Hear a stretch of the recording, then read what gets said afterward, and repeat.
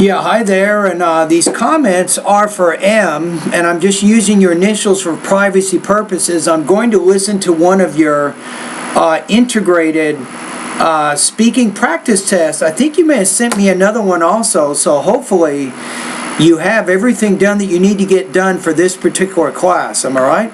All right, let's hear what you have to say. The glacier began to form with snowfalls in the same area year-round. But here's a key though, where is this information coming from? So you say something like, the listening passage discusses the formation of glaciers. So you need an intro that acknowledges the source of where you're discussing this information. Year-round, where so much snow gathers to turn into ice. I want to say when so much snow gathers, put an S on there.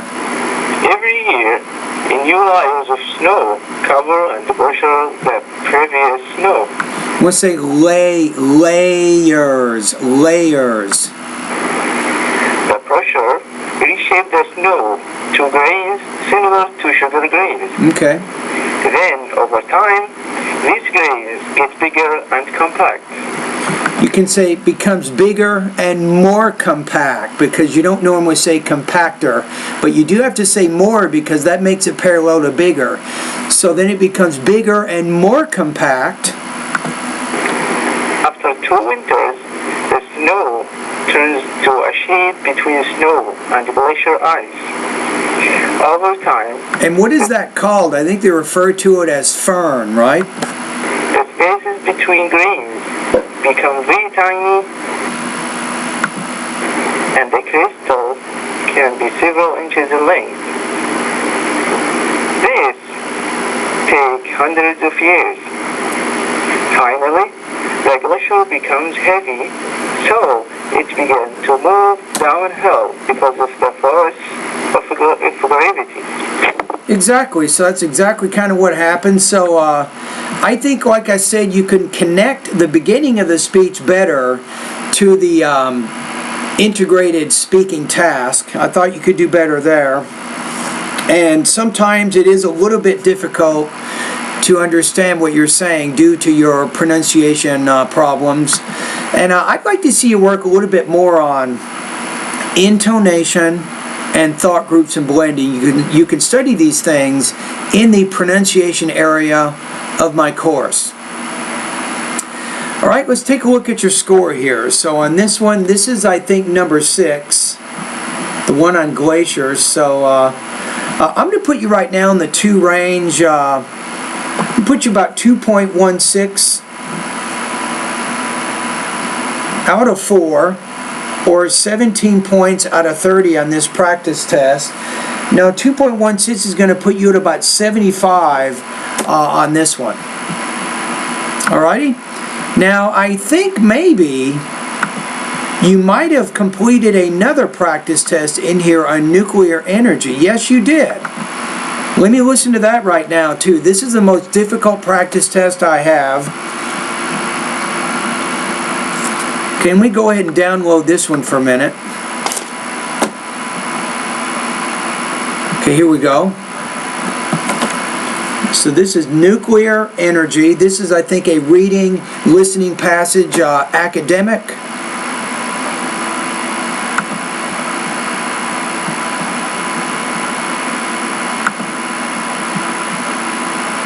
File's done. Okay, here we go. I'm opening it up right now. Here we go. The reading passage and the listening passage claim that the nuclear energy has dangerous effects among nations. Yes, that's a pretty good idea. Now, if you want to get exactly, the reading passage is discussing the dangers of nuclear energy, and the listening passage gives an example to illustrate those dangers.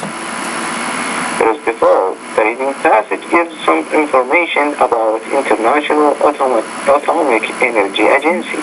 Yes, it does. Which is responsible for monitoring the world's nuclear facilities and preventing weapons proliferation. However, I think you want to say there are weapons proliferation. Detect all possible diversions of nuclear material. Second of all, in the listening passage, the speaker... Now, I think you're missing a key point. Part of the difficulties of the International Atomic Energy Agency is they have difficulties determining what countries are doing with the enriched uranium that they use. Are they using it to make energy? Are they using it to make weapons? I think that was a key point in the reading that you didn't point out. The speaker gives an example of a huge accident of nuclear energy in the USSR Union. The accident killed 30 people immediately, and more than 200 people were suffering from the accident. Finally, the IAEA cannot detect all possible diversions. Therefore, nations should get the lesson from the USSR accident.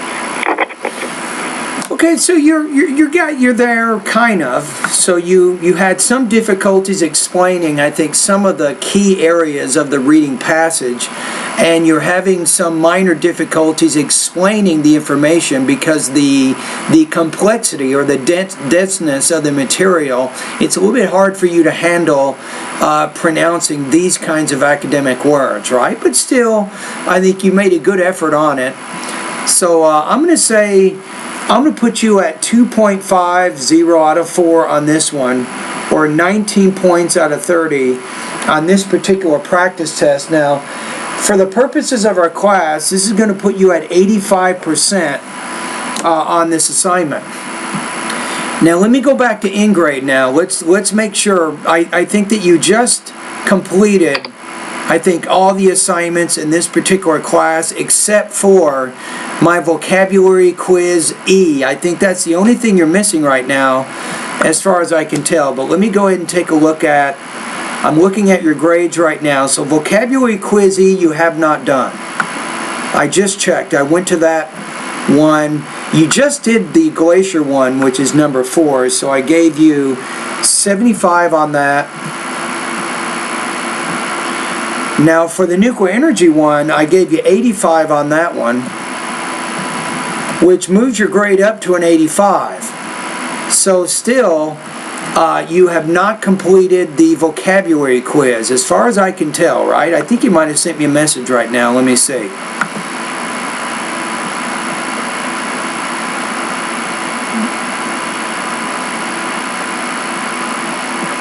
Okay, you said here, you said, I did the vocabulary quiz on March 13th. Let me take a look at the screenshot you're sending me right now.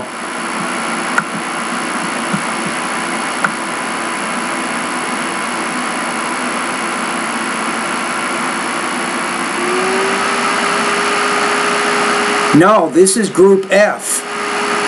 This is not Group E. So you're sending me the wrong one there. So you want to go back to the vocabulary quiz Group E, and I'm pretty sure that your name is not on there anywhere. So double check on that. Let me know. All right. Anyway, thank you very much. So right now you're in much better shape. At least you're passing right now. You are still missing vocabulary quiz E.